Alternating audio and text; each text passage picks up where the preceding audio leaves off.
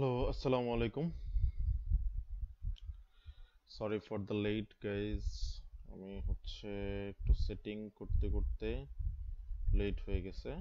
তো আশা করি সবাই ঠিকঠাক মতো আছো।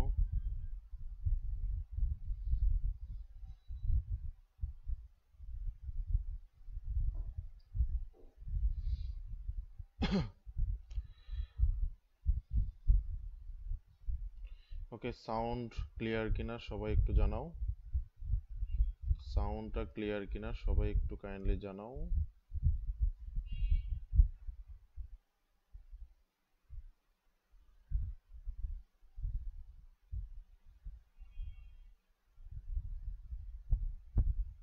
আমরা কিছুক্ষণের মধ্যে শুরু করে দিব, এমনিতেই লেট হয়ে গেছে।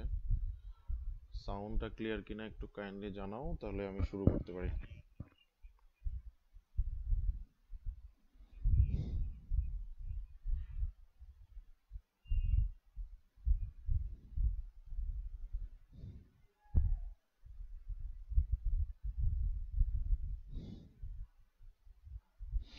আর কারো কোনো প্রবলেম হলে, যদি পড়া বুঝতে কোথাও প্রবলেম হয়, তাহলে অবশ্যই কমেন্টে জানাবো, ঠিক আছে?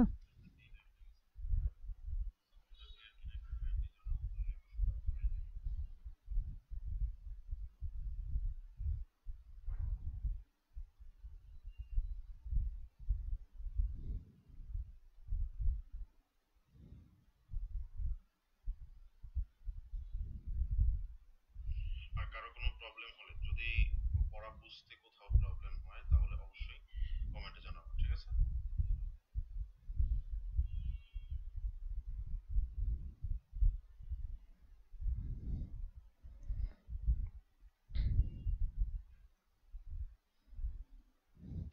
এখন ঠিক আছে কিনা একটু দেখো। কথা এখন ঠিক আছে মনে হয়।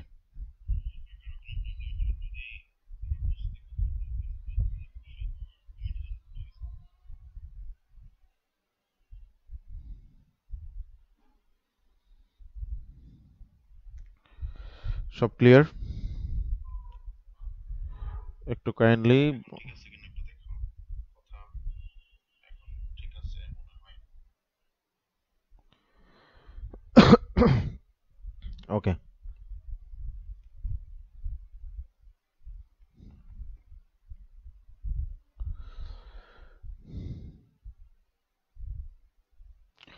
ওকে, শুরু করা যাক। প্রথমে আসি আমরা আজকের যে চ্যাপ্টারটা নিয়ে আমরা আলোচনা করব, সেই চ্যাপ্টারের নাম হচ্ছে প্রাথমিক স্থিতীয় বিশ্লেষণ। আর এটা হচ্ছে ম্যাথের, আপনাদের ম্যাথ বইয়ের হচ্ছে তৃতীয় অধ্যায়। তৃতীয় অধ্যায়, ওকে। তো আজকে প্রথম ক্লাস। তো সবাই একটু চেষ্টা করবেন যার যার আইডি থেকে লাইভটাকে শেয়ার করে দেওয়ার জন্য, হ্যাঁ? তাহলে শেয়ার করে দিলে এটা ভালো হবে। ওকে,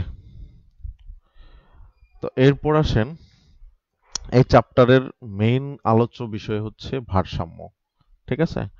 এই চ্যাপ্টারের মেইন একেবারে প্রধান আলোচ্য বিষয় হচ্ছে ভারসাম্য, ঠিক আছে?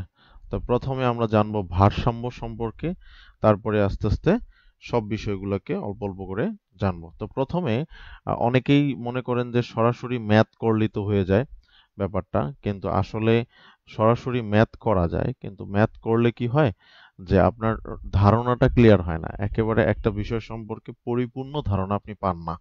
তো সুতরাং এটার দিকে একটু খেয়াল রাখতে হবে। তো আমরা সরাসরি ম্যাথে চলে যাব না, আমরা কিছু থিওরিটিক্যাল বিষয় নিয়ে আলোচনা করব ফার্স্ট, ঠিক আছে?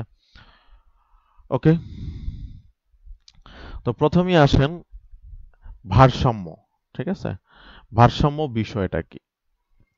ভারসাম্য বিষয়টা যদি আমরা একেবারে মানে সিম্পল হিসাবে ব্যাখ্যা করতে চাই, আমরা দাঁড়িপাল্লা তো চিনি না।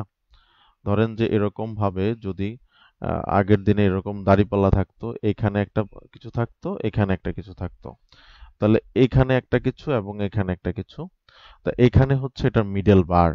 তা এইখানের ওয়েট এবং এইখানের ওয়েট যদি একরকম হয়, তখনই সেটা কি হইতো? ভারসাম্য। তখনই সেটা কি হয়ে যেত? ভারসাম্য। তো সুতরাং এই ভারসাম্য বলতে আমাদের বুঝতে হবে যে দুইটা দিক সমান, দুটি দিক সমান হবে, ঠিক আছে? ভারসাম্য মানে হচ্ছে দুটি দিক সমান। তো অর্থনীতিতে ভারসাম্যের কাজটা কি? তাহলে এখানে স্বাভাবিকভাবে আমরা ভারসাম্য বলতে পারি যে দুটি বিপরীত দিক, বিপরীত দিকের স্থিতিশীল অবস্থা, স্থিতিশীল অবস্থাকে কি বলা হয়? অবস্থাকে ভারসাম্য বলে। ওকে, স্থিতিশীল অবস্থা মানে হচ্ছে এখান থেকে তেমন ভাবে কোনোভাবে নড়াচড়া করে না, এটাই হচ্ছে স্থিতিশীল অবস্থা। ওকে, তাহলে স্থিতিশীল অবস্থাটা কি? যে এই ভারসাম্য কখনো এই অবস্থা থেকে নড়াচড়া করে না। আচ্ছা, ওকে, লাইভটাকে একটু শেয়ার করে দিবেন প্লিজ, বিভিন্ন গ্রুপে, আপনাদের বিভিন্ন কলেজের গ্রুপ, তারপরে হচ্ছে বিভিন্ন ইসের গ্রুপে, আপনাদের পার্সোনাল গ্রুপ, যে গ্রুপগুলো আছে সব গ্রুপগুলোতে শেয়ার করে দিবেন।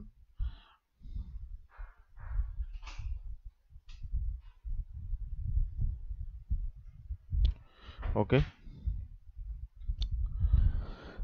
আশা করি ভারসাম্য জিনিসটা বুঝতে পেরেছেন। ভারসাম্য মানে কি? ভারসাম্য মানে হচ্ছে একটা স্থিতিশীল অবস্থা যেখানে দুইটা বিপরীত দিক, মানে একটার সাথে আরেকটার কোনো সম্পর্ক নাই, কিন্তু দুইটা বিপরীত দিক একসাথে কি করে? একসাথে মিলিত হয় বা স্থিতিশীল অবস্থা বজায় রাখে, এটাই হচ্ছে ভারসাম্য। এবং এই অবস্থা থেকে সহজে নড়াচড়া করে না, মানে এই অবস্থা থেকে সহজে পরিবর্তন হয় না, এটা কি বলা হয়? ভারসাম্য। এটা কি বলা হয়? ভারসাম্য। তার মানে হচ্ছে এই অবস্থা থেকে কি হবে না? সহজে পরিবর্তন হবে না, পরিবর্তন হয় না। ওকে, সহজে পরিবর্তন হয় না। তা এখন অর্থনীতিতে এই ভারসাম্যের কাজটা কি? অর্থনীতিতে ভারসাম্যের কাজ হচ্ছে, অর্থনীতিটা হচ্ছে একটা, মানে দুইটা পক্ষ, যেমন ধরেন যে বাজার ভারসাম্য, বাজার ভারসাম্য। ওকে, অর্থনীতিতে এটার দরকার হচ্ছে বাজার ভারসাম্য, ঠিক আছে? তাহলে বাজারে প্রথমত থাকে হচ্ছে দুইটা পক্ষ। আমরা দেখি বাজারে কয়টা পক্ষ থাকে? বাজারে থাকে হচ্ছে দুইটা পক্ষ, একটা হচ্ছে ক্রেতা আর একটা হচ্ছে বিক্রেতা। একটা হলো ক্রেতা আর একটা হলো বিক্রেতা। তাহলে বাজারে এই দুইটা পক্ষের দুইটা বিষয় হয়, যেমন হচ্ছে ধরেন আপনার একজনের হয় চাহিদা, আরেকজনের হয় যোগান। ক্রেতার হয় হচ্ছে সবসময় চাহিদা, ক্রেতা কি চায়? চাহিদা। ক্রেতার হয় হচ্ছে সবসময় চাহিদা, আর বিক্রেতা হচ্ছে বাজারে দেয় হচ্ছে যোগান। তো চাহিদা এবং যোগান সম্পর্কে আমরা অবশ্যই জানি, কারণ হচ্ছে ফার্স্ট ইয়ারের আপনাদের যে ব্যষ্টিক অর্থনীতি আছে, এই ব্যষ্টিক অর্থনীতিতে এগুলা বিশদভাবে আলোচনা করা আছে। চাহিদা, যোগান, তারপর হচ্ছে বাজারের কোন পক্ষ কিভাবে কাজ করে। একেবারে আমি বলেছিলাম গত ক্লাসে যে মানে ওরিয়েন্টেশন মূলক বা পরিচিতিমূলক যে ক্লাসটা নিয়েছিলাম, ওইখানে আমি বলেছিলাম যে আপনাদের কনসেপ্ট ক্লিয়ার করবে অর্থনীতি সম্পর্কে, বিশেষ মানে যতগুলা কনসেপ্ট আছে কনসেপ্টগুলো ক্লিয়ার হবে ব্যষ্টিক এবং সামষ্টিকের মাধ্যমে। আর ম্যাথ হচ্ছে ওইটাকে আপনি ম্যাথমেটিক্যালি প্রমাণ করবেন, এখানে আর নতুন কিছু নাই। তবে এখানে আমরা যেহেতু সবাই নতুন, তার জন্য হচ্ছে একটু চেষ্টা করব যে বেসিক থেকে বোঝার জন্য, এই জন্য আমি এই জিনিসগুলো আলোচনা করতেছি। এছাড়া আসলে এগুলা ম্যাথ করার জন্য মানে আপনার নলেজটাকে বৃদ্ধি করবে। নলেজ যদি না থাকে তাহলে আপনি ম্যাথটা করতে পারবেন না, ঠিক আছে? বুঝতে পারবেন না। বাজার সম্পর্কে ধারণা না থাকলে, ক্রেতা এবং বিক্রেতার চাহিদা এবং যোগান সম্পর্কে যদি আপনার ধারণা না থাকে, তাহলে তো আপনি এটা করতে পারবেন না, কোনোভাবেই করতে পারবেন না, ঠিক আছে? তো এরপরে আসেন চাহিদা। চাহিদা বিষয়টা কি? যে ক্রেতার যেই কোনো কিছু ক্রয় করার ইচ্ছা, এটাই হচ্ছে চাহিদা। আর বিক্রেতাটা হচ্ছে কি? বিক্রেতার হচ্ছে যোগান। আর যোগানটা কি? বাজারে বিক্রেতা যেই পরিমাণ দ্রব্য বিক্রি করে, এটাই হচ্ছে যোগান। বাজারে বিক্রেতা যেই পরিমাণ দ্রব্য বিক্রি করতে চায় একটা নির্দিষ্ট দামে, সেটাই কি বলা হয়? যোগান। আশা করি ক্লিয়ার। তার মানে এই দুইজন ব্যক্তির মধ্যে একটা জিনিস কমন, দুইজনই হচ্ছে অর্থ উপার্জনের জন্য বা তাদের তাদের যে চাহিদা অর্থ দিয়ে হচ্ছে চাহিদা নিবারণ করে একজনে, আরেকজন হচ্ছে অর্থ উপার্জনের জন্য বিক্রি করে। তাহলে দুইজনের একটা কমন এলিমেন্ট হচ্ছে দাম, পণ্যের দাম। ঠিক আছে? দুইজনের একটা কমন এলিমেন্ট হচ্ছে পণ্যের দাম। দামের অনুযায়ী তারা কি করে? ভোগ করে, অর্থাৎ চাহিদা হয়। আবার দাম অনুযায়ী কি হয়? যোগান হয়। দাম অনুযায়ী যোগান হয়। দাম অনুযায়ী চাহিদা হবে এবং দাম অনুযায়ী যোগান হয়। এই জন্য এই বাজার ভারসাম্যকে বলা হয় যে কোনো নির্দিষ্ট সময়ে কোনো নির্দিষ্ট সময়ে সবাই খাতা কলম নিয়ে ক্লাস করবেন। ঠিক আছে? কোনো নির্দিষ্ট সময়ে চাহিদা ও যোগানের ক্রিয়া প্রতিক্রিয়ার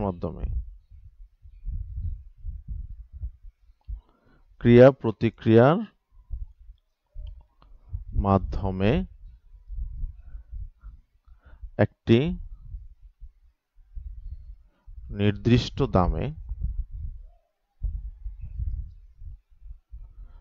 যেখানে চাহিদা ও যোগান সমান হয়, তাকে বাজার ভারসাম্য বলে। ওকে? তাকে বলা হয় বাজার ভারসাম্য। তাহলে এগুলো একটু লিখে নেবেন, হ্যাঁ? এগুলা হচ্ছে আপনার বইয়ের যেই মানে ভাষা আছে, এই ভাষাগুলো আপনার বোধগম্য নাও হতে পারে। তো সুতরাং চেষ্টা করবেন যে এগুলা সহ এগুলা ভালো করে লিখে নিতে। তাইলে হচ্ছে আপনার আর এই প্রবলেমগুলো হবে না। কারণ এগুলো আমি একেবারে সহজ ভাষায় লিখে দেওয়া। ঠিক আছে? এগুলো একেবারে সহজ ভাষায় লিখে দেওয়া। এগুলো আপনার বইতে এইভাবে হয়তো নাও পেতে পারেন। তবে এগুলো আপনি যদি এইভাবে মনে রাখেন তাহলে আপনি যেকোনো সংজ্ঞা খুব সহজে মনে রাখতে পারবেন। ঠিক আছে? তারপরে চলে যাই আমরা এই চ্যাপ্টারের আরো একটা পড়বে, সেটা হচ্ছে বাজার ভারসাম্যের প্রকারভেদ। হ্যাঁ? ভারসাম্য মূলত দুই প্রকার হয়। ভারসাম্য দুই প্রকার।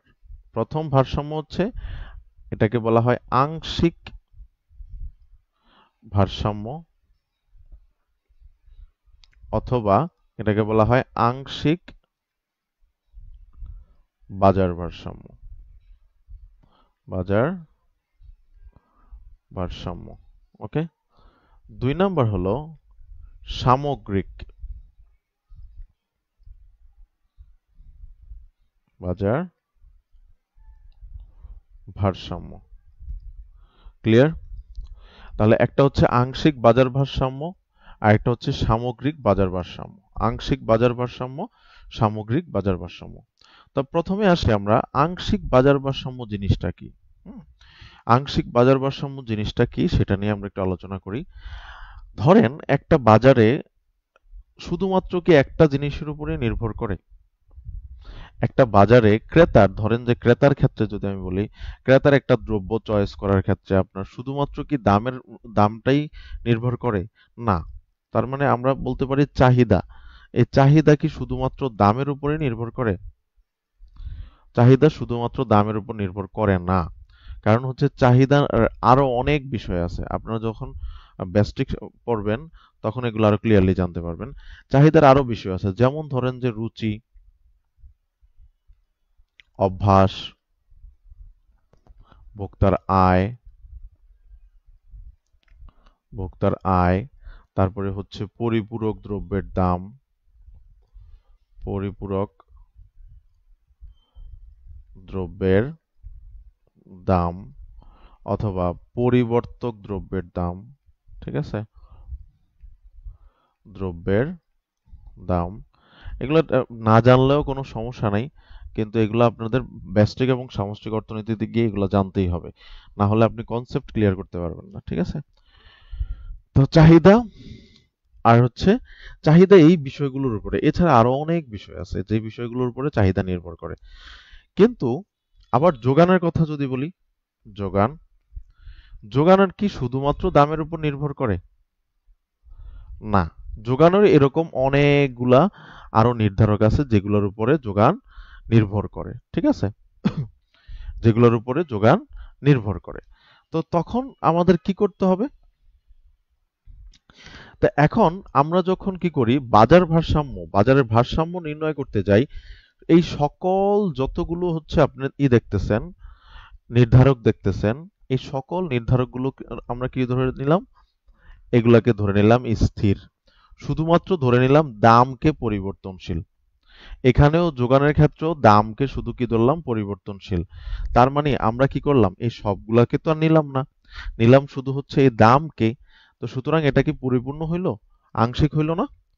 একটা জিনিসকে আপনি বিবেচনা করতেছেন, সম্পূর্ণটাকে বিবেচনা না করে একটা জিনিসকে বিবেচনা করে আর বাকি সবগুলোকে আপনি স্থির ধরে নিচ্ছেন, ঠিক আছে? যদি আপনি বাকি সবগুলাকে স্থির ধরে নিয়ে শুধুমাত্র একটা চলককে নিয়ে যদি আপনি বাজার ভারসাম্য হিসাব করেন, তখন সেটা হয়ে যাবে আংশিক বাজার ভারসাম্য। তখন সেটা কি হয়ে যাবে? আংশিক বাজার ভারসাম্য। আশা করি বুঝতে পেরেছেন। বিষয়টাকে যদি ক্লিয়ার থাকে তাহলে কমেন্টে জানান যে ক্লিয়ার। এই বিষয়টা আংশিক বাজার ভারসাম্য বিষয়টা যদি কমপ্লিটলি বুঝে থাকেন তাহলে কমেন্টে জানান যে ক্লিয়ার।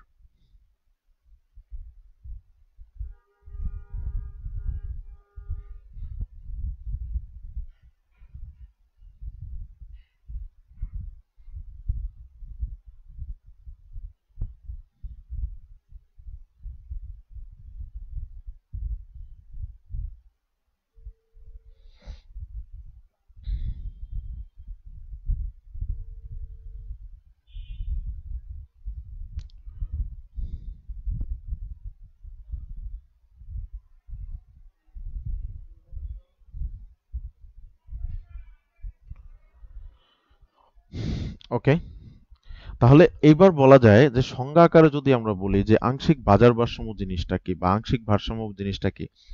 আংশিক ভারসাম্য হলো যে যখন কোনো নির্দিষ্ট সময়ে কোনো নির্দিষ্ট সময়ে একাধিক চলকের মধ্যে বা সময়ে অপেক্ষকের একাধিক চলকের মধ্যে শুধুমাত্র একটিকে পরিবর্তনশীল ধরে সকল উপকরণ স্থির ধরা হয়, তখন তাকে আংশিক বাজার ভারসাম্য বলা হয়। আংশিক বাজার ভারসাম্য বলে। ওকে, তখন তাকে আংশিক বাজার ভারসাম্য বলে। তাহলে এইটুকু মনে হয় যে ক্লিয়ার সবাই, আশা করি বুঝতে পেরেছেন, ঠিক আছে? এরপরে যদি আমরা আসি যে সামগ্রিক বাজার ভারসাম্য, হ্যাঁ, সামগ্রিক বাজার ভারসাম্যটা হলো এই সকল কিছু, এখান থেকে এটা ধরা যায় যে এই সকল যা কিছু আছে সবগুলার যদি আন্তঃসম্পর্ক, ধরেন যে দামের পরিবর্তনে কতটুকু পরিবর্তন হলো ভারসাম্য, রুচি, অভ্যাস, ভোক্তার আয়, পরিপূরক দ্রব্য, পরিবর্তক দ্রব্য, এই সকল কিছুর যদি আন্তঃসম্পর্ক ঠিক রেখে সকল কিছুকে যদি একসাথে আন্তঃসম্পর্ক আন্তঃসম্পর্ক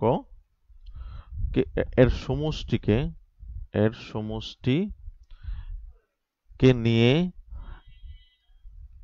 যে ভারসাম্য কাউন্ট করা হয় বা যে ভারসাম্য হিসাব করা হয়, এটা কি বলা হয় হচ্ছে এটা কি বলা হয় যে সামগ্রিক বাজার ভারসাম্য। এটা কি বলা হয়? সামগ্রিক বাজার ভারসাম্য। আশা করি বুঝতে পেরেছেন। এই দুইটা জিনিস যদি ক্লিয়ার থাকেন, আপনাদের একটা হোমওয়ার্ক থাকবে এখান থেকে। HW হোমওয়ার্ক হচ্ছে আংশিক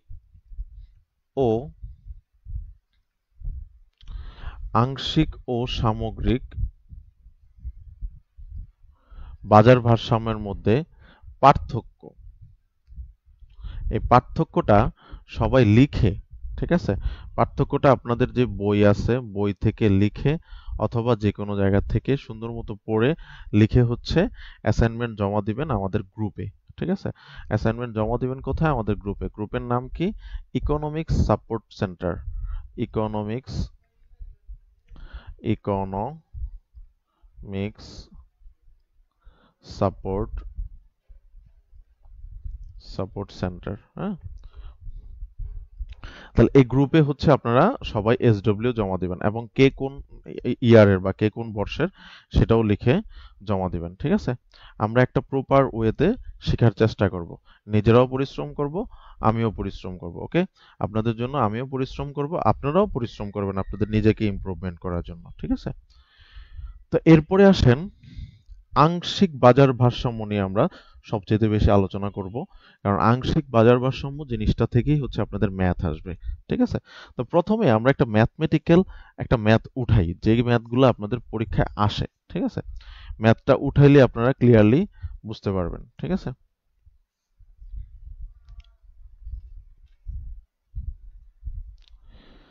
পরীক্ষায় আসছে এমন একটা ম্যাথ আমরা নিয়ে নিই। যেমন ধরেন যে একটা উদাহরণ বা টাইপ ওয়ান এরকম প্রশ্ন আপনাদের আসতে পারে। ধরেন যে QD equal to 20 minus 2p, okay? আর কিউএস ইকুয়াল টু হচ্ছে 4 প্লাস 2p। তাহলে এটা হচ্ছে এখানে বলে দিবে এটা চাহিদা ও যোগান সমীকরণ। হ্যাঁ, দুইটা চাহিদা ও যোগান সমীকরণ। এখান থেকে এই দুইটা থেকে আপনাদের বলবে যে ভারসাম্য দাম ও পরিমাণ নির্ণয় করো। ওকে, দেখেন এখানে শুধুমাত্র একটা চলককে পরিবর্তনশীল ধরা হয়েছে। কয়টা চলককে পরিবর্তনশীল ধরা হয়েছে? একটা চলককে। সুতরাং এটা একটা কি? এটা একটা আংশিক বাজার ভারসাম্যের সমীকরণ বা আংশিক বাজার ভারসাম্যের পদ্ধতি, ঠিক আছে? তা এই বাজার ভারসাম্য নির্ণয় করতে গেলে আমরা জানতাম যে চাহিদা এবং যোগান কি হতে হবে? চাহিদা ইকুয়াল টু যোগান হতে হবে।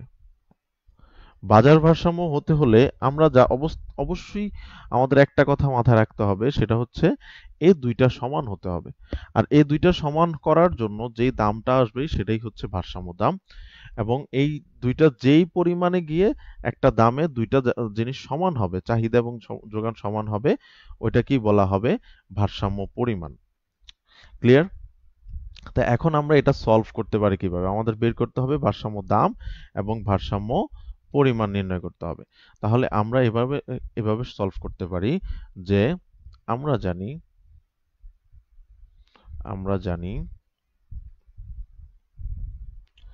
ভারসাম্য অবস্থায় ভারসাম্য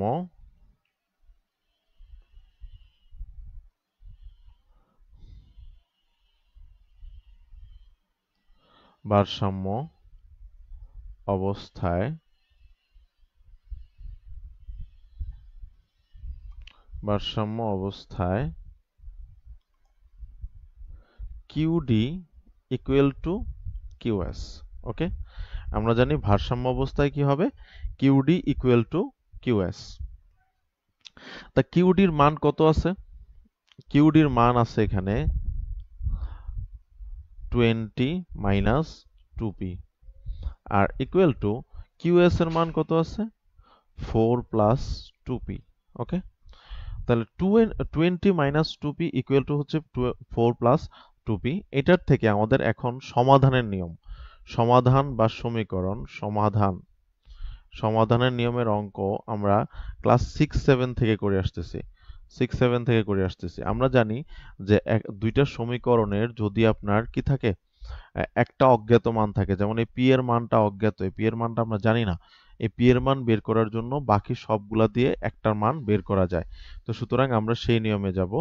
তাহলে দেখো, বা এবার আমি হচ্ছে সব পি গুলাকে একসাথে নিয়ে আসব।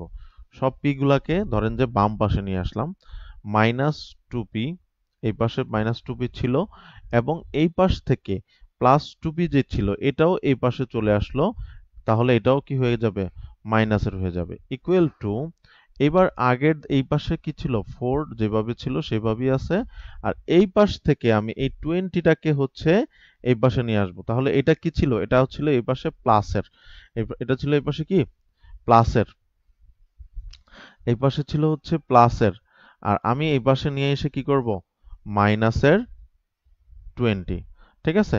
তাহলে এবার দেখো এখানে কি হয়, দুইটাই যেহেতু 20 -2p, তাহলে এখানে যোগ করতে হবে, দুইটা চিহ্ন যদি সেম হয় তাহলে যোগ হবে এবং ওই চিহ্নটা থেকে যাবে, তাহলে -2p যোগ করলে কত হয়, 4p, ইকুয়াল টু এখানে মাইনাসের 20 এটার থেকে প্লাসের 4, এবার বলো এখানে কোনটা থাকবে, অবশ্যই মাইনাসেরটা থেকে যাবে, তাহলে মাইনাসেরটা কেন থেকে যাবে, কারণ +4টা হচ্ছে মাইনাসের সংখ্যার থেকে ছোট, ঠিক আছে, মাইনাসের সংখ্যার থেকে মাইনাসের হচ্ছে 20 আছে আর এখানে আছে 4, তাহলে বিয়োগ করলে থাকে কত, 16, বিয়োগ করলে থাকে 16, তাহলে আমরা উভয় পক্ষেই যেহেতু মাইনাস আছে এই মাইনাসটা উঠাই দিতে পারি, বাদ দিয়ে দিতে পারি, তাহলে p ইকুয়াল টু কি পাওয়া যাবে, p ইকুয়াল টু এখানে এই 4টা এই p এর সাথে ছিল হচ্ছে গুণাকারে, এখন আমরা করে ফেলবো এটাকে ভাগাকারে, তাহলে 16 বাই হচ্ছে 4, তাহলে ইকুয়াল টু হচ্ছে 4, কারণ 4 দিয়ে 16কে কাটলে হচ্ছে কত পাওয়া যায়, 4,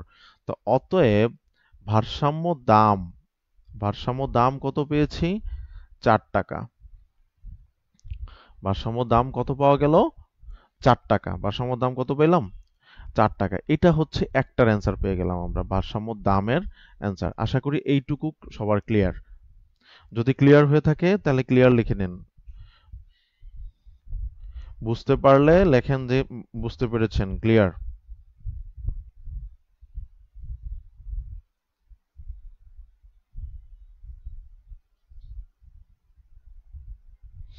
বুঝতে পারলে সবাই ক্লিয়ার লিখে,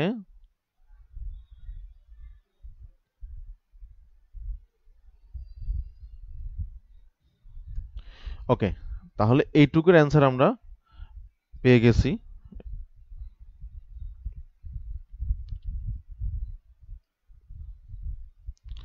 এইটুকুর অ্যান্সার যেহেতু আমরা পেয়ে গেছি, এবার আমরা পরের টুকুতে যাই, যেমন হচ্ছে আপনার এখানে বলা হয়েছে যে ভারসাম্য পরিমাণও কিন্তু নির্ণয় করতে হবে, হ্যাঁ, তাহলে পরিমাণটা আমরা কিভাবে নির্ণয় করি, দেখেন এখানে পরিমাণ নির্ণয় করা, পি এর মান নির্ণয় করে ফেলতে পারলে আপনি পরিমাণ নির্ণয় একদম ইজিলি করতে পারবেন, ঠিক আছে। এই যে পি এর মানটা পাইছেন, আমরা লিখব পি ইকুয়াল টু 4 চাহিদা সমীকরণে বসাই বা অপেক্ষকে বসালে পাই, ঠিক আছে। এখানে দেখেন আপনি চাইলে চাহিদাতেও বসাইতে পারেন, চাইলে যোগান সমীকরণও বসাইতে পারেন, যে কোনো একটাতে বসাইলেই হয়। তাহলে দেখি তো চাহিদার সমীকরণে বসাইলে কত হয়, সমীকরণে বসাইলে কত হয়, 20 মাইনাস 2 ইন্টু পি এর মান কত, 4, 20 মাইনাস, তাহলে এখানে হয় কত, 20 মাইনাস 4 দুগুণে হচ্ছে 8, তাহলে এখানে পাওয়া গেল কত, 12, তাহলে এটাই হচ্ছে ভারসাম্য পরিমাণ, এটাই হলো কি ভারসাম্য পরিমাণ। তাহলে এই ম্যাথটা থেকে আমরা একটা বেসিক ধারণা পাইলাম যে একটা বাজারে যখন আপনি দুইটা সমীকরণ পাবেন, একটা হচ্ছে চাহিদার সমীকরণ, একটা হচ্ছে যোগান সমীকরণ, তখন আপনি এটাকে এই নিয়মে কি করতে পারেন, দুইটার মান বের করতে পারেন। তাহলে এখানে আমরা কি পাইলাম, ভারসাম্য দাম পাইলাম 4 টাকা, আর ভারসাম্য পরিমাণ পেয়েছি কত, ভারসাম্য পরিমাণ পেয়েছি আমরা 12 একক, ঠিক আছে, ভারসাম্য পরিমাণ পেয়েছি 12 একক।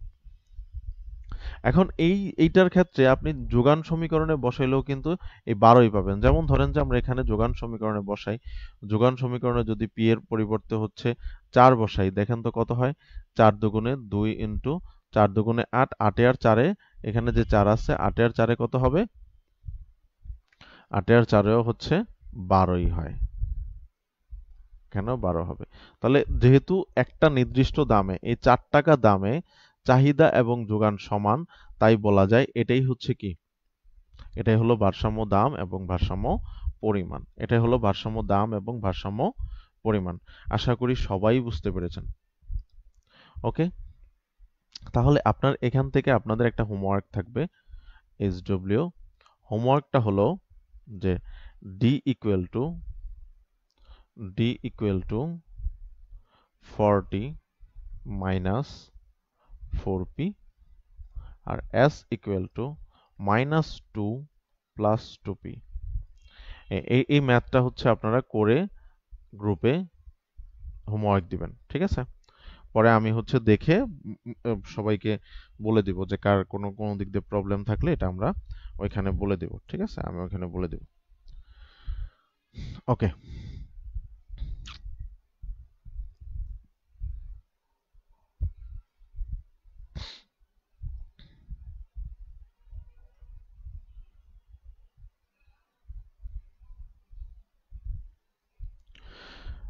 আচ্ছা, আপনাদের পরীক্ষায় আসছে এরকম একটা প্রশ্ন আমরা একটু সলভ করি, তাইলে অনেক বেশি ইজি হয়ে যাবে আপনাদের জন্য বিষয়টা।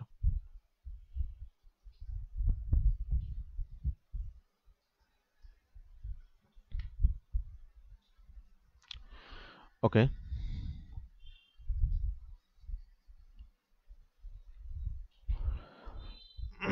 তাহলে দেখেন এখানে একটা প্রশ্ন থেকে অনেক ধরনের প্রশ্ন আসতে পারে, ঠিক আছে? অনেক ধরনের প্রশ্ন আসতে পারে, সেই প্রশ্নগুলো আমরা একটু আলোচনা করি। যেমন ধরেন এই যে বাজারের উপরে কর অথবা ট্যাক্স, ইংরেজিতে এটাকে বলে ট্যাক্স। একটা বাজারের উপরে যখন ট্যাক্স আরোপ করা হয়, ট্যাক্স আরোপ এর পর বাজার ভারসাম্য, হ্যাঁ, বাজার ভারসাম্য। বাজারের উপরে বিভিন্ন পণ্যের উপরে কি বসানো হয়? ট্যাক্স বসানো হয়। আর ট্যাক্স বসাইলে তখন প্রবলেমটা কোথায় দাঁড়ায়? হ্যাঁ, ট্যাক্স বসাইলে হচ্ছে বাজারে কি ভারসাম্য দাম কমে নাকি হচ্ছে ভারসাম্য দাম বাড়ে, এটাই হচ্ছে বোঝার বিষয়, ঠিক আছে? আপনাদের ট্যাক্স বসানোর অনুযায়ী ট্যাক্সটা কেন মানে বসলে বাজারের কি পরিবর্তন হবে, এটা হচ্ছে আপনাদের বোঝার বিষয়। তা ট্যাক্স যখন বসবে তখন আপনারা কি করবেন? ধরেন যে একটা প্রশ্ন করলো যে QD equal to 50 minus 2p। QD equal to হচ্ছে 50 মাইনাস 2p আর কিউএস ইকুয়াল টু হলো -10 প্লাস 3p, -10 প্লাস 3p। তো এখানে বলল যে বাজারের ভারসাম্য, প্রথম প্রশ্ন করলো যেমন ক নম্বরের প্রশ্ন করলো ভারসাম্য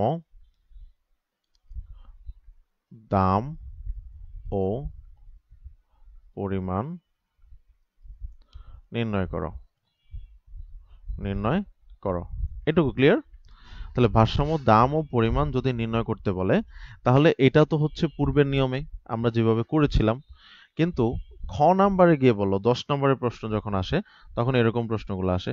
খ নম্বরের প্রশ্নগুলো যে বিক্রয় মূল্যের উপর, বিক্রয় মূল্যের উপর 10% ট্যাক্স, 10% কর আরোপ করা হলে, আরোপ করা হলে নতুন ভারসাম্য দাম ও পরিমাণ নির্ণয় করো। ওকে, নির্ণয় করো। তাহলে বিক্রয় মূল্যের উপর 10% কর আরোপ করা হলে নতুন ভারসাম্যের কি পরিবর্তন হবে, মানে হচ্ছে ভারসাম্যের দাম কেমন হবে আর ভারসাম্য পরিমাণ কেমন হবে, ঠিক আছে? তাহলে এইগুলো হচ্ছে আমাদের পেঁচালে ফেলে যে আমরা পরীক্ষার হলে ঠিকই জেনে যাই যে আমাদের এই প্রশ্ন ভারসাম্য দাম এবং পরিমাণ এইভাবে আসে, কিন্তু ওইখানে গিয়ে এরকম দিয়ে দেয় যে বিক্রয় মূল্যের উপর 10% কর অথবা ক্রয় মূল্যের উপরে 10% কর দিলে বাজারে কি ধরনের পরিবর্তন আসে, ঠিক আছে? তো এই প্রশ্নগুলো দেখেই হচ্ছে আমরা সবচেয়ে বেশি ভয় পাই, বা আমরা এই প্রশ্নগুলো দেখেই হচ্ছে আর বুঝতে পারি না, আমরা মনে করি যে শেষ, আমাদের প্রশ্ন আর কমন পড়ে নেই, ঠিক আছে? তাহলে আজকে আমরা এটা সলভ করি। দেখি, দেখেন, ভারসাম্য দাম ও পরিমাণ, ভারসাম্য দাম ও পরিমাণ এটা আগের সিস্টেমই বের করব, সেখানে হচ্ছে কিউডি ইকুয়াল টু হচ্ছে কিউএস। তাহলে ভারসাম্য এখানে কত ছিল, বা এখানে চাহিদার সমীকরণ ছিল হচ্ছে 50 মাইনাস 2p ইকুয়াল টু, এখানে ছিল হচ্ছে -10 তারপর হচ্ছে প্লাস 3p। ওকে, -10 প্লাস 3p। তাহলে এবার এটাকে দিয়ে আমরা পি এর মানটা বের করি। পি এর মানটা বের করার জন্য কি করতে হবে, পি গুলাকে সব একসাথে নিয়ে আসতে হবে। -2p তারপর হচ্ছে প্লাস 3p, এই প্লাসটা কি হয়ে যাবে, মাইনাস হয়ে যাবে, -3p, কারণ এই পাশে আছে প্লাস, এই পাশে আসলে হয়ে যাবে মাইনাস। আবার ঠিক সিমিলার এখানে -10 অলরেডি আছে, তা এখান থেকে আমাদের কি করতে হবে, এই 50টাকে এই পাশে নিয়ে আসতে হবে, তাহলে এটাও হয়ে যাবে -50। তাহলে এবার আমরা দেখি দুইটা যোগ করলে কত হয়, -5p ইকুয়াল টু -60। ওকে, বা এবার পি এবং পি এর মান বের করতে হলে উভয় পাশে যেহেতু মাইনাস আছে, মাইনাস দরকার নেই আর, তাহলে 60 বাই হচ্ছে 5, 60 বাই 5, তাহলে আমরা যোগ করলে 5 12 5 12 60। তাহলে পি ভারসাম্য দাম আমরা কত পেয়েছি, 12 টাকা। ভারসাম্য দাম কত পেলাম, 12 টাকা।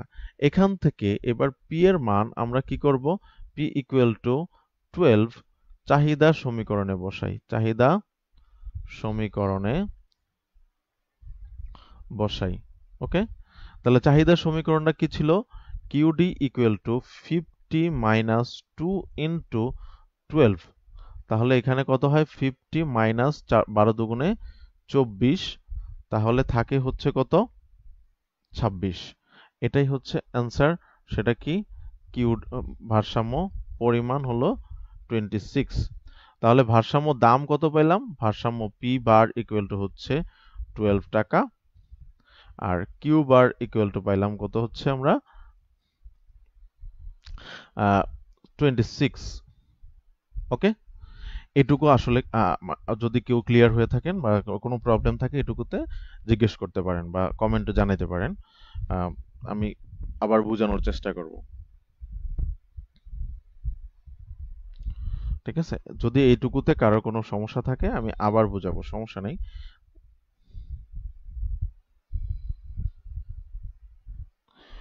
ওকে, তাহলে এই গেল আপনার প্রথম প্রশ্নের অ্যান্সার, এটা হচ্ছে গড় অ্যান্সার বা প্রথম অ্যান্সার ক এর নাম্বারটা। এবার খ, এবার বলছে হচ্ছে বিক্রেতার, প্রশ্নটা কি ছিল, বিক্রয় মূল্যের উপর 10% কর, বিক্রয় মূল্যের উপর 10% কর। তাহলে বিক্রয় মূল্যটা বিক্রয় করে কে, বিক্রয় করে অবশ্যই যোগানদাতা, বিক্রয় করে কে, অবশ্যই হচ্ছে যোগানদাতা। তাহলে করটাও পড়বে কার উপরে, যোগানের উপরে, করটাও পড়বে কার উপরে, যোগানের উপরে। ঠিক আছে, তাহলে এইটুকু আমরা বুঝবো যে যদি বলে ক্রেতার উপরে কর বা ক্রয় মূল্যের উপরে কর, তাহলে আমরা করটা বসাবো হচ্ছে এই চাহিদার মধ্যে, এটা হচ্ছে ক্রয় মূল্যের উপরে, যদি ক্রয় মূল্যের উপর কর, হ্যাঁ, এটা বললে হচ্ছে চাহিদা সমীকরণ আসবে। আর বিক্রয় মূল্যের উপরে কর বললে হচ্ছে বিক্রয় মূল্যের কর, এটা বললে আসবে হচ্ছে কোথায়, এটা বললে আসবে হচ্ছে আমাদের এই যোগান সমীকরণে। ক্লিয়ার? এবার আসেন, তো মূল্যের উপরে যখন কর বসে, হ্যাঁ, যে কোনো মূল্যের উপরে যখন কর বসবে তখন মনে রাখবেন যেই দামটা থাকবে, মানে এই পিটা থাকবে, যেই পিটা থাকবে এটার থেকে আমাদের ওই যেই পরিমাণ কর ধার্য করা হয়েছে এই পরিমাণ করটা বিয়োগ করতে হবে। হ্যাঁ, এই পরিমাণ করটা আমরা কি করে দেব, বিয়োগ করে দেব। ঠিক আছে, যেমন ধরেন এখানে আমরা যদি বলি যে বিক্রয় মূল্যের উপরে কর, বিক্রয় মূল্যের উপর কর কত পার্সেন্ট, 10%। তা 10%কে ভাঙাইলে কি পাওয়া যায় বলেন তো, 10/100, তাহলে এখানে ভাগ করলে কত পাওয়া যায়, 1/10। তাহলে এটাকে দশমিক আকারে লিখলে 0.1 লেখা যায়, কি লেখা যায়, 0.1। এটাকে যদি ভাঙায় আমি লিখি তাহলে লেখা যায় 0.1। তাহলে এটাকেই হচ্ছে আমি যোগান সমীকরণে এসটি ইকুয়াল টু হচ্ছে -10 প্লাস 3, এটুকু ঠিক থাকবে, শুধু এর পরে গিয়ে এই পি মাইনাস 0.1 আর কি হবে পি। ঠিক আছে, কারণ হচ্ছে কিসের উপরে আমরা ট্যাক্স পাইছি? যোগান সমীকরণের উপরে। কিসের উপর ট্যাক্স বসাবো? সেটা হচ্ছে যোগান সমীকরণের উপরে আমরা ট্যাক্সটা বসাবো। তো এবার দেখো একটা নতুন সমীকরণ পাবা। এবার হচ্ছে আমরা একটা নতুন সমীকরণ পাই যোগানের। সেই সমীকরণটা কি হয়? -10 প্লাস 3 যদি পি এর সাথে গুণ করো তাহলে কত হয়? 3p। এরপরে হচ্ছে মাইনাস 3 দিয়ে যদি আপনারা কি করেন, 3 দিয়ে যদি এখানে 1 এর সাথে গুণ করেন তাহলে হয় 0.3p, 0.3p। তাহলে এইবার এটাকে আমি যদি বিয়োগ করি, প্লাস 3p থেকে 0.3p যদি বিয়োগ করে দেই তাহলে হয় হচ্ছে 2.7p। তাহলে হয় কি 2.7p। তাহলে দেখেন এখানে একটা ভালো পরিবর্তন হয়ে গেল। ঠিক আছে, তাহলে আগের যোগান সমীকরণটা ছিল হচ্ছে কত? -10 প্লাস 3p, কিন্তু এখন হয়ে গেছে -10 প্লাস 2.7p। এখন এই সমীকরণ দিয়েই আবার আমাদের ভারসাম্য নির্ণয় করতে হবে। এই সমীকরণ দিয়েই আমাদের আবার কি করতে হবে? ভারসাম্য নির্ণয় করতে হবে। তাহলে এবার আমরা ভারসাম্য নির্ণয় করব কি দিয়ে? কিউডি ইকুয়াল টু হলো 50 মাইনাস 2p, আর নতুন কিউএসটি মানে হচ্ছে ট্যাক্স আরোপ করার পরে যেই এটা পাইছি, তাহলে সেটা হচ্ছে -10 প্লাস 2.7p। ওকে, এইটুকুর থেকে এইভাবে এবার হচ্ছে আমরা ভারসাম্য নির্ণয় করব। তাহলে ভারসাম্য অবস্থায় আমরা জানি কিউডি ইকুয়াল টু কিউএস। তাহলে এবার হচ্ছে আমরা মানটা বসাই, 50 মাইনাস 2p ইকুয়াল টু হলো -10 প্লাস 2.7p। ওকে, আবার ঠিক সিমিলার আমরা কি করব? 50 মাইনাস 2p এই পাশে রাখবো আর এই পাশ থেকে নিয়ে আসবো -2.7p ইকুয়াল টু কি পাওয়া গেল? ইকুয়াল টু হচ্ছে এখানে -10 যেভাবে আছে এইভাবেই থাকবে, আর এখান থেকে মাইনাস এই 50টা এই পাশে চলে আসলে -50। এরপরে আসেন এই দুইটাকে যদি আমরা যোগ করি তাহলে পাওয়া যায় হচ্ছে -5.7p, 5.7, ও সরি 4.7p, 4.7p। ওকে, তারপরে ইকুয়াল টু এখানে কত পাওয়া যায়? ঠিক সিমিলার আগের মতোই -60। তাহলে এবারও ঠিক আমরা কি করব? উভয় পাশে মাইনাসটা উঠায় দিব। এবার হচ্ছে 60 কে 4.7 দিয়ে ভাগ করব, 4.7 দিয়ে ভাগ করে।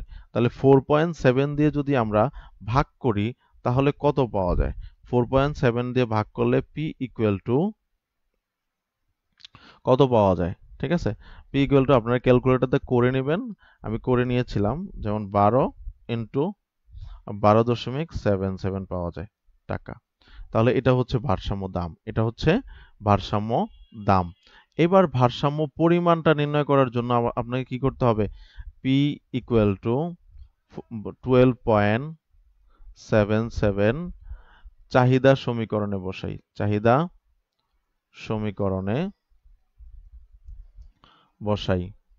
তাহলে চাহিদা সমীকরণে বসাইলে কি পাওয়া যায়? চাহিদা সমীকরণে বসাইলে পাওয়া যাবে যেমন QD equal to 50 minus 2 into 12.2 into 12.77। তাহলে এইবার এটাকে গুণ করে বিয়োগ করলে কত পাওয়া যাবে? গুণ করলে বিয়োগ করলে পাওয়া যায় 24.46, 24.46। এবার বলেন তো এই যে বিক্রয় মূল্যের উপরে কর আরোপ করার ফলে ভারসাম্য দাম হয়েছে 12.77, আর ভারসাম্য পরিমাণ হয়ে গেছে কত? ভারসাম্য পরিমাণ হয়ে গেছে হচ্ছে এই 24.46। তার মানে আগের তুলনায় আগে কত ছিল? আগে পরিমাণ ছিল কত আর ভারসাম্য দাম ছিল কত? আগের ভারসাম্য দাম ছিল হচ্ছে 12 টাকা। আগে ভারসাম্য দাম ছিল 12 টাকা আর ভারসাম্য পরিমাণ ছিল 26 একক। আর এখন এই কর আরোপ করার ফলে, ট্যাক্স বসানোর ফলে কি হয়ে গেছে? ভারসাম্য দাম বেড়ে গেছে। দাম হয়ে গেছে হচ্ছে 12.77, আর পরিমাণ হয়ে গেছে কত?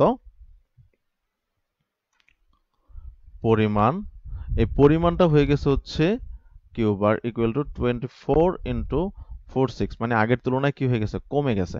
ভারসাম্য দাম বেড়ে গেছে, ভারসাম্য পরিমাণ কমে গেছে। এই হচ্ছে বাজার ভারসাম্যের, যদি বিক্রয় মূল্যের উপরে কর আরোপ করা হয়। যদি কি করা হয়? বিক্রয় মূল্যের উপরে কর আরোপ করা হয়। এখন আপনাকে আবার বলতে পারে ক্রয় মূল্যের উপরে কর আরোপ, ঠিক আছে?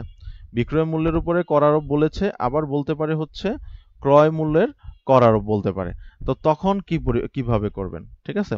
অনেক সময় আপনার বিক্রয় মূল্যের উপরে কর আরোপ না বলে বলে হচ্ছে ক্রেতার মূল্যের বা ক্রয় মূল্যের উপরে কর আরোপ।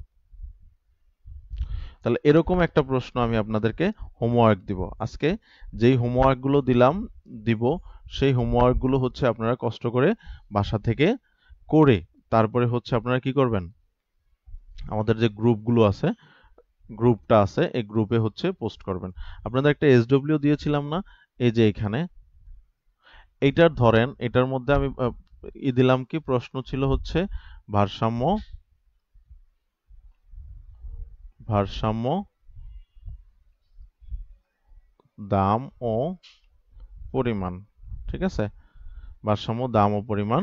তাহলে এখানে আরেকটা প্রশ্ন দিলাম যে ক্রেতার বা ক্রয় মূল্যের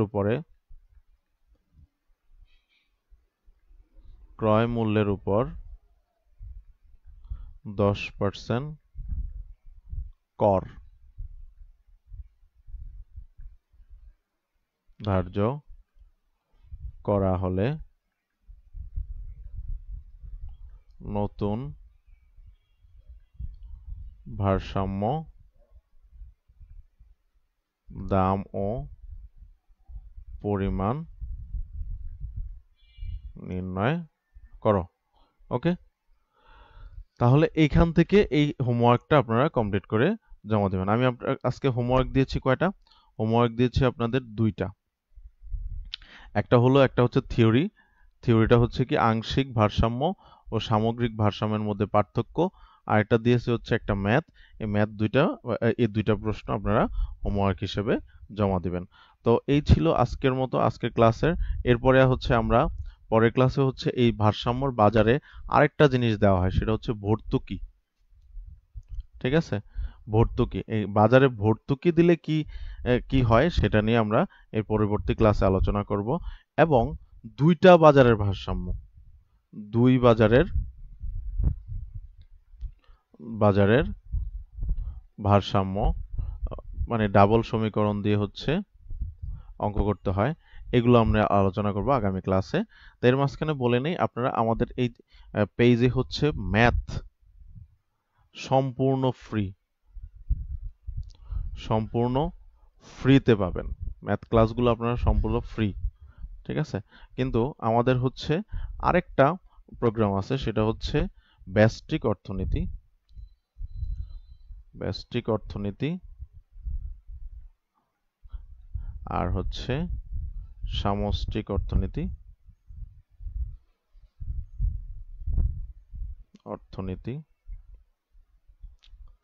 এই ক্লাসগুলো হচ্ছে আপনারা পেইড ক্লাসে করতে হবে যদি কেউ করতে চান। তাহলে এই দুইটা সাবজেক্টে হচ্ছে 999 টাকা। আর স্ট্যাটিস্টিক্স মানে হচ্ছে মৌলিক পরিসংখ্যান, ফার্স্ট ইয়ারের মৌলিক পরিসংখ্যান, এটাও ম্যাথের মতোই, ঠিক আছে? মৌলিক পরিসংখ্যান এটাও হচ্ছে 999 টাকা। আর যদি কেউ দুইটা কোর্স মানে এই সবগুলা কোর্স একসাথে নিতে চান, তাহলে তার জন্য কিছু ছাড় আছে, সেটা হচ্ছে 1800 টাকা। 1800 টাকা, ওকে? এই 1800 টাকা আপনি বিকাশ অথবা নগদের মাধ্যমে এই নাম্বারে পেমেন্ট করে 01600240033 কি করতে পারেন, অ্যাডমিশনটা নিয়ে নিতে পারেন।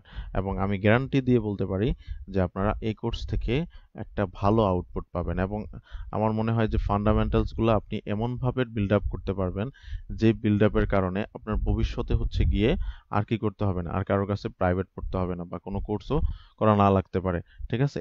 আপনার কনসেপ্টটা এমনভাবে বিল্ড আপ হবে, ঠিক আছে? তো তো আজকে এই পর্যন্তই। সবাই ভালো থাকবেন, সুস্থ থাকবেন। আর আগামী ক্লাসের নোটিশ হচ্ছে আমরা পেজে দিয়ে দিব, পেজ এবং গ্রুপে দিয়ে দিব। আপনারা সবাই পেজ এবং গ্রুপগুলো চেক করবেন, সবসময় আপডেট রাখবেন। আর আপনাদের বন্ধু বান্ধব যারা আছে তাদেরকে একটু মেনশন করে দিবেন, হ্যাঁ, তাদেরকে মেনশন করে দিবেন এবং হচ্ছে তারা যাতে এই ক্লাসগুলো করতে পারে। যে ফ্রি ক্লাস সবাই করতে পারবেন, এখানে কারো কোনো পার্সিয়ালিটি নেই, সবাই ফ্রি ক্লাসগুলো করতে পারেন, ঠিক আছে? এবং সবাইকে বলবেন যে ফ্রি ক্লাস চলতেছে, তোমরা টাইমলি হচ্ছে যুক্ত হও। আর কিছুদিন পরে হচ্ছে আমাদের ক্লাসগুলো সব রাতেই হবে, তখন আরো সুবিধা হবে। আমরা একটা স্টুডিও রেডি করতেছি, কিন্তু আপাতত এখন আমাদের এইভাবেই ক্লাসগুলো করতে হচ্ছে। ওকে, তাহলে আল্লাহ হাফেজ, আজকে এই পর্যন্তই।